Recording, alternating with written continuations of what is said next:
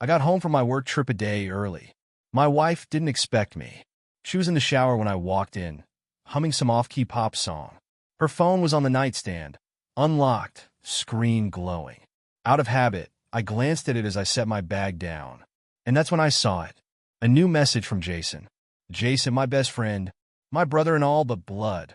Jason, the guy who helped me move into this house. Jason, the guy I trusted with my life.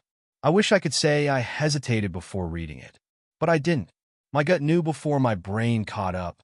My fingers moved on their own, swiping open the message. Last night was amazing. I can't wait to have you again once he leaves. My ears started ringing. There was a photo attached. I shouldn't have opened it. But I did. The image loaded, pixel by pixel, like some kind of sick joke. My wife, lying in our bed, sheets barely covering her. A face I knew too well, flushed, grinning, satisfied. Jason's arm was in the shot, reaching over her stomach. The timestamp? Last night. I stood there, phone in hand, feeling my entire world tilt sideways. The air in the room was thick, humid from the shower, choking me. My vision tunneled. I could still hear her singing, oblivious, behind the bathroom door. For a moment, I wondered what would happen if I walked in right now and asked her. If I just laid her phone on the counter and watched the color drain from her face. But no, not yet. If this had been a one-time mistake, maybe I would have confronted her right then and there. Maybe I would have screamed, broken things, demanded answers. But I knew Jason, and I knew my wife. This wasn't a mistake. This was routine, and that meant I had work to do. I didn't sleep that night, not even for a second. After my wife fell asleep, I lay in bed, staring at the ceiling, feeling the weight of my discovery press down on my chest like a cinder block. Her breathing was slow, steady, peaceful, like nothing had changed, like she wasn't the woman in that picture, like she wasn't lying next to me, knowing she'd been with him hours before.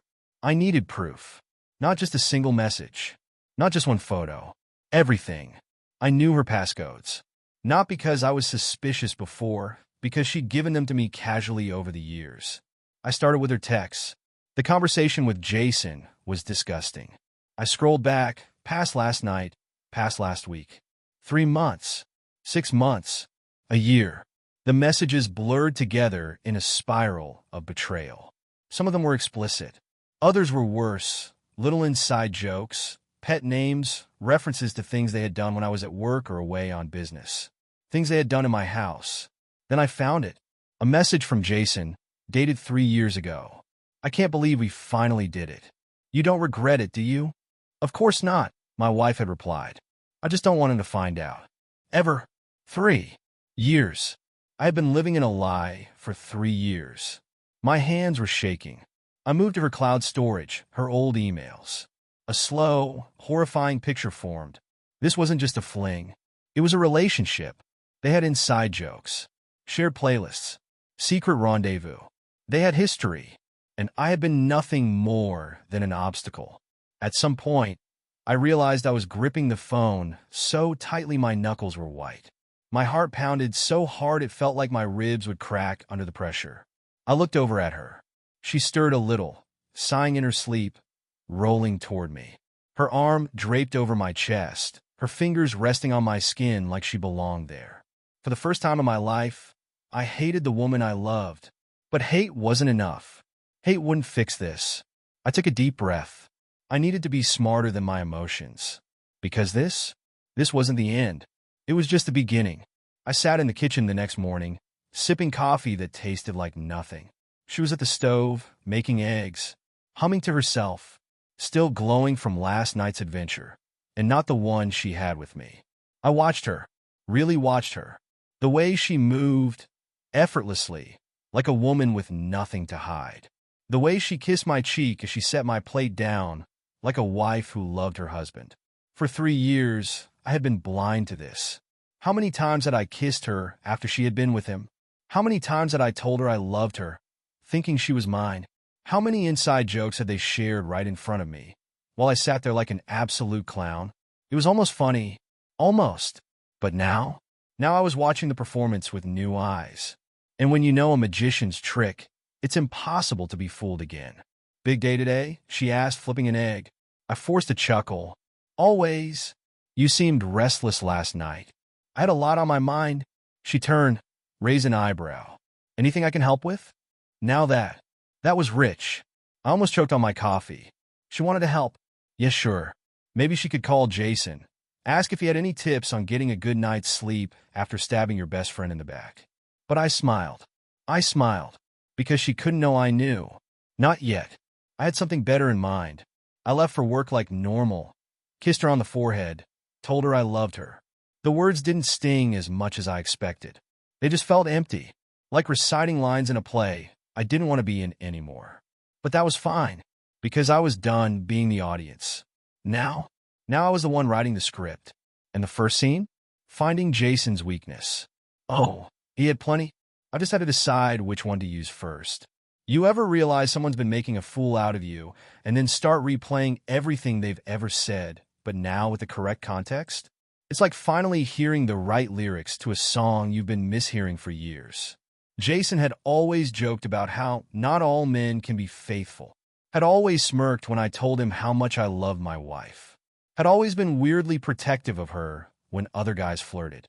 I used to think it was because he respected our marriage. Turns out it was because he was the competition. So there I was, sitting in my car outside my office, trying to remember every detail about Jason's life that I had once considered trivial. Let's break it down. Jason was married.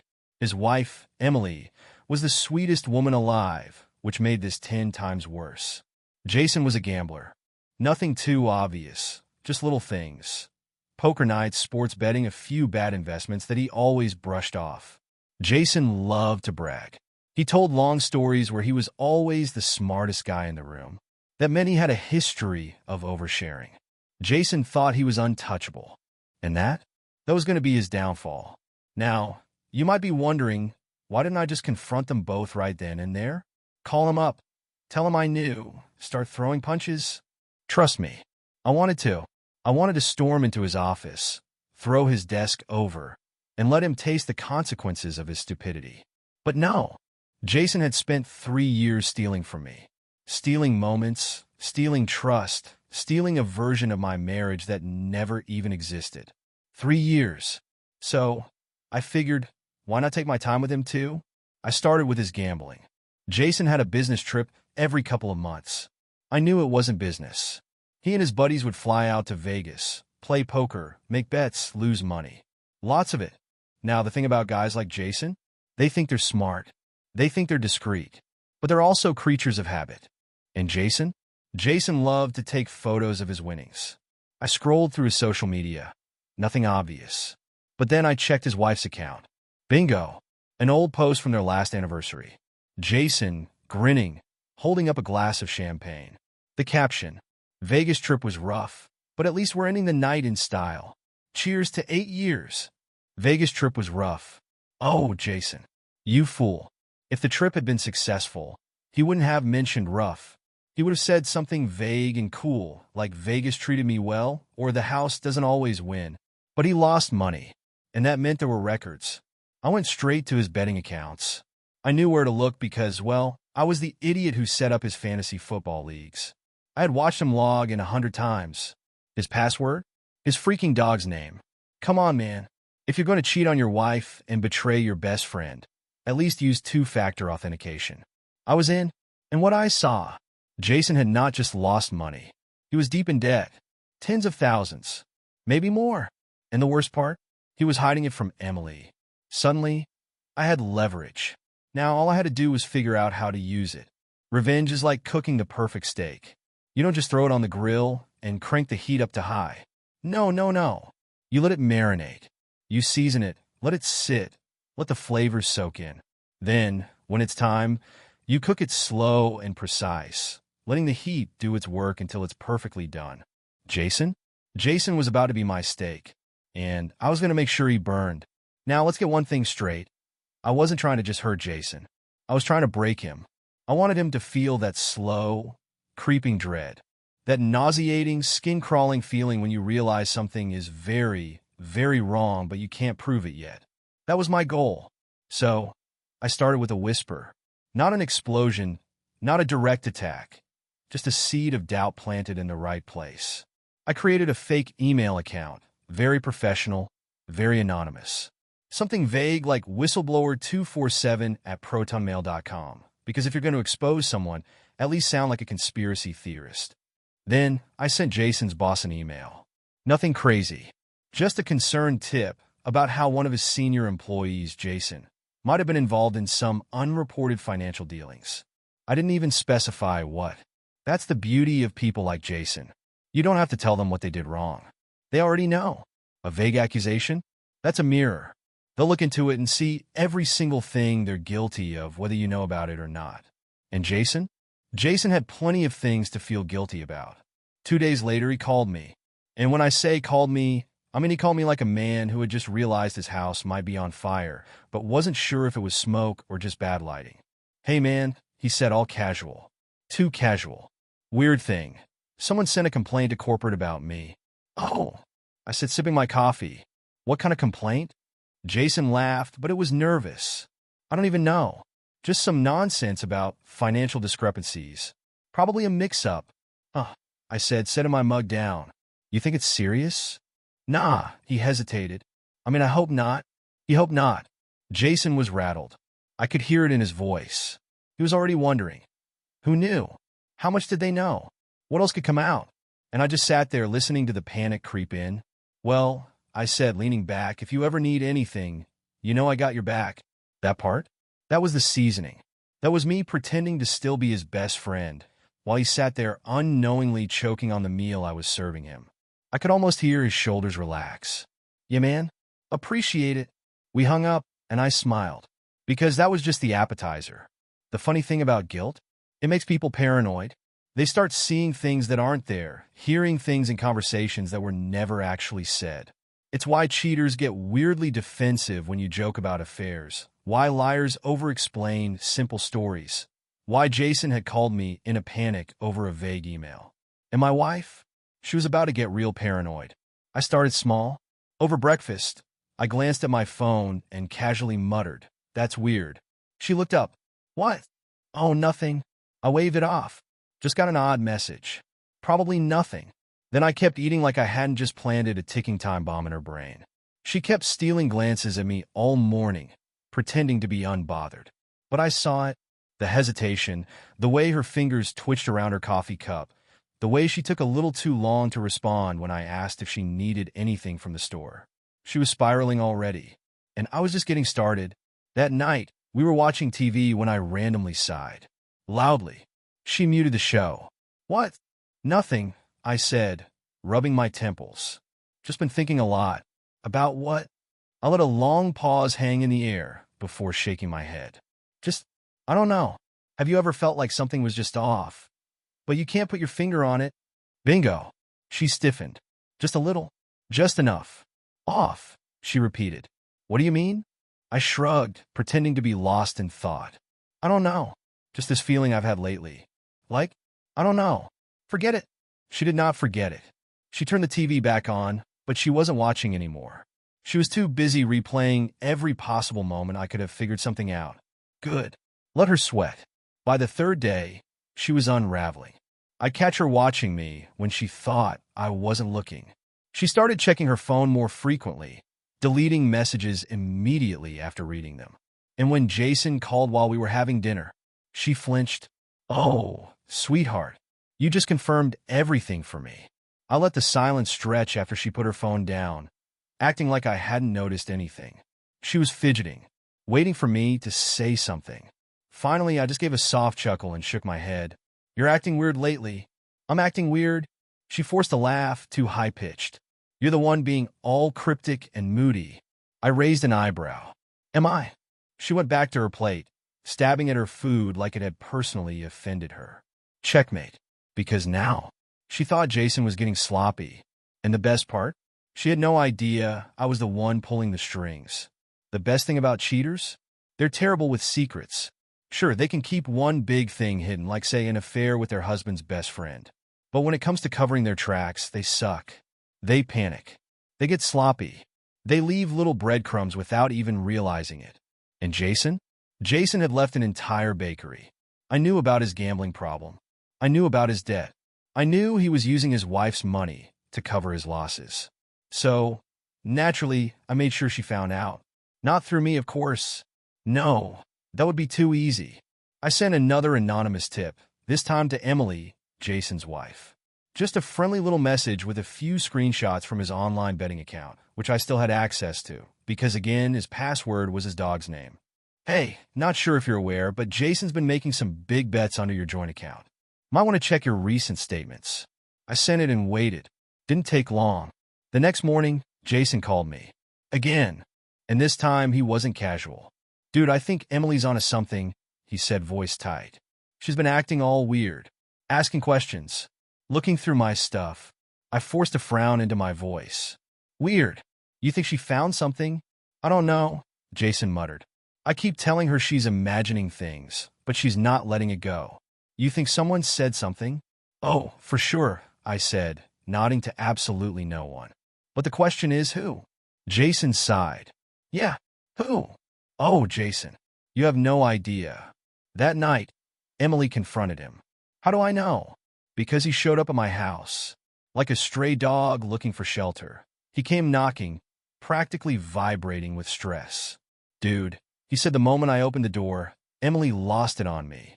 She thinks I've been hiding money problems. She said she's thinking about hiring a PI, a private investigator. Oh, the delicious irony. I struggled to keep my expression neutral. That's crazy, man. I know. He ran a hand through his hair. I mean, sure, I've made some bets, but it's nothing serious. She's just overreacting. Right. Overreacting. Just like I was apparently. Think she'll actually go through with it? I asked. Jason huffed. I doubt it. She's just mad. He was wrong. Emily wasn't mad. She was determined. And Jason? Jason was already dead in the water. Here's where things get chef's kiss perfect. Emily didn't just hire any PI. She hired the best. And this guy? He was thorough. She thought she was looking for gambling debts. Instead, she found something else entirely. A week later, I got a text from Emily. Emily, hey, can we talk? Oh, hell yes. I called her immediately, keeping my voice light. Hey, what's up? She hesitated. This is awkward, but I found something, and I don't know how to tell you. I leaned back in my chair. Try me? She sighed. I hired someone to look into Jason's finances. Right. Finances. And? I prompted. She swallowed. Mark, he's not just gambling. I let a long, calculated silence stretch. What do you mean? Another pause. Then she said it. He's been sleeping with someone else. I closed my eyes. Who? She exhaled shakily. Your wife. I let out a slow, practiced breath. Like a man processing devastating news. Like someone who didn't already know. Emily started apologizing, saying she didn't know how to tell me, how she wished she hadn't found out this way. I played my part perfectly. I asked for proof, let my voice crack in the right places, let her feel like she was the one breaking the news to me. I could almost hear her guilt over the phone, like she was the one who had done something wrong. She had no idea that I had orchestrated every second of this. And Jason? Jason had no idea what was coming next. There's a moment right before a storm hits. The air gets heavy. The wind shifts. The whole world seems to hold its breath, waiting for the chaos to begin. That's exactly what it felt like in my house. My wife? She knew something was off. She could feel it. My little hints, my odd behavior, my quiet observations, it had gotten to her. Jason? He was a wreck. Emily was cold to him, distant, asking pointed questions he couldn't answer. He was drowning and had no idea how deep the water actually was. And me? I was the only one calm, because I had already won. I spent the next few days playing my role perfectly. I acted hurt, but not angry. I let Emily believe I was processing the affair in real time, asking her questions about the PI's findings, pretending to be devastated. She comforted me, apologized like she had somehow betrayed me by finding out. And best of all, she had already told a few close friends. And those friends had told other friends. The rumor mill was already grinding away. I didn't have to do anything. I just had to sit back and let the story spread. My wife and Jason, they were about to walk into hell, and they had no clue. The night before everything came crashing down, I did something important. I sat my wife down, looked her right in the eyes, and said, "Hey, you've been acting weird lately. Is there something you need to tell me?" Her face froze for half a second, a blink-you-miss-it moment. Then she forced a laugh. "What? No. Why would you ask that?" I shook my head, sighing. "I don't know. I've been feeling off lately, like something isn't right." She visibly relaxed, because she thought she had just dodged the bullet. She didn't know the gun was already loaded. Jason's first mistake was showing up at my house. His second mistake was thinking I was still his friend. He knocked on my door late at night, looking like absolute garbage. Unshaven, jittery, eyes darting like a trapped animal. "Mark, man, I need to talk to you." I stepped aside, letting him in. "What's up?" He ran a hand through his hair, exhaling hard. "Emily knows something. I don't know how, but she knows. She's been cold to me all week, barely speaking, looking at me like I'm a damn suspect." I made a face. "Weird. I mean, I haven't done anything." He lied straight to my face. "It's just you know how women get." "Oh, buddy. I get it," I said, nodding. "You just gotta stay calm." Jason sighed, dropping onto my couch, rubbing his temples. "I just need to ride this out. She'll let it go eventually." I took a slow sip of my beer. "Jason," I said, watching him closely, "what if she doesn't?" He frowned. "What do you mean?" I set my drink down. "What if she knows everything? What if someone told her the truth?" His whole body stiffened. "That's not." Then his phone rang. "Emily." Jason stared at the screen like it had just grown teeth. "Answer it," I said, voice quiet. He did. "Put it on speaker." Emily's voice was ice cold. "Come home," she said. "Now." Click. Jason looked at me, panic rising. "Dude," he whispered. "What the hell?" I clapped a hand on his shoulder, squeezing. "Good luck, man." Then I opened the door for him. He walked out, and I smiled. Because this was the beginning of the end. The beauty of a well-set trap. You don't have to spring it yourself. You just watch the idiot walk straight into it. Jason went home that night and walked into an ambush. Emily was waiting for him in the kitchen, sitting stiffly at the table. A folder lay in front of her, thick with papers, photos, proof. His voice must have cracked when he tried to play dumb, because she didn't even let him speak. "I know everything," she said. Jason tried to laugh it off. "Everything? Come on, whatever you." "I hired a PI. Silence. And that was the moment Jason knew he was done. Because there was no way out of that. Not with denials. Not with gaslighting. Not with empty apologies. He had nowhere to run. I was sitting on my porch when my wife pulled into the driveway later that night. She got out of the car slowly, like someone walking toward a gunfight. Her face was pale, eyes wide. She knew. Or at least, she knew I knew. I let the silence stretch as she walked up the steps. Then, finally, I said, "How long?" Her breath hitched. "Mark, How long?" Her lip trembled. 3 years. I closed my eyes, pretending to absorb the shock, as if I hadn't already spent weeks preparing for this moment. She reached for my hand. I never meant for it to. I pulled away. "Save it." Tears welled up in her eyes. "Mark, please, I stood up, and when I spoke, my voice was calm. Too calm. "You threw away our marriage for Jason." She flinched. "No, You let him into our house. Our bed." Her lip quivered. "I swear I took a deep breath. I hope it was worth it." Then I walked inside, leaving her standing there, because I wanted her to feel exactly what I had felt that night I found out. Cold, alone, and completely powerless. Karma moves in mysterious ways. But sometimes it just needs a little push. Jason's downfall spread like wildfire. Emily wasted no time. The next morning, she announced the divorce publicly, Facebook, Instagram, everywhere. After learning about my husband's 3-year affair with my best friend's wife, I decided to end our marriage. Betrayal cuts deep, but I refused to let deceit define my future. Oh man, the comments? Brutal. Jason's colleagues saw it. His family. His extended friend circle. Everyone. He tried to get Emily to take it down. He begged. He yelled. He blamed me. None of it worked. The damage was done. And my wife? She wasn't safe either. Because her friends saw it. Her coworkers. Her mom. The world was collapsing around them. And me? I didn't lift a finger. I just watched it all burn. Jason tried to call me. 6 times. I let them all go to voicemail. Then he started texting. Jason, dude, we need to talk. Jason, I know you're mad. Just hear me out. Jason, you have to help me. Please, man. That last one? That made me laugh out loud. I had to help him? Oh, Jason, you helped yourself to my wife for 3 years. Now it was time to see how you handled life without a safety net. That same morning, my wife came into the kitchen, looking like she hadn't slept. Probably because she hadn't. I was making coffee, calm as ever, while she stood there, fidgeting, waiting for me to say something. Mark, she finally said, voice small. Can we talk? I poured my coffee, took a sip, then met her eyes. We're getting a divorce. She flinched like I had slapped her. Wait, just like that? I set my mug down, tilting my head. Oh, did you think I'd scream first? Cry? Beg you to stay? Tears welled up in her eyes. Mark, I held up a hand. No, we're not doing this. You made a choice. You picked Jason. Her face crumpled. I didn't pick him, You sure? Because for 3 years, every time you climbed into our bed with him, that sure as hell looked like a choice.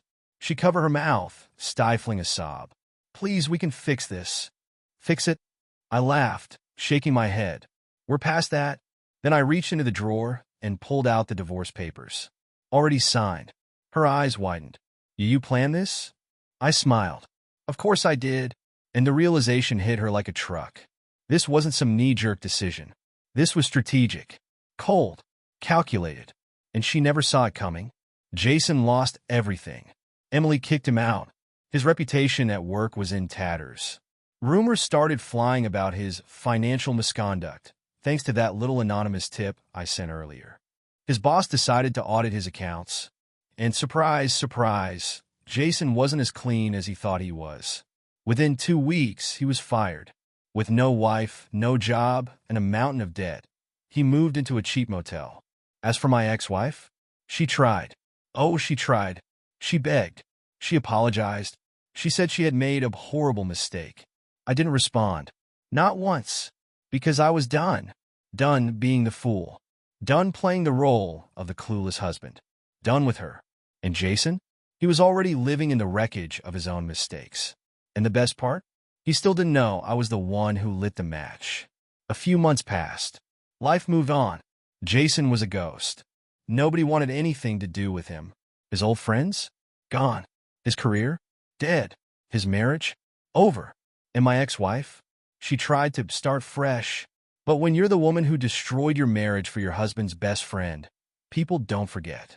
Her friends distanced themselves. Her family was ashamed.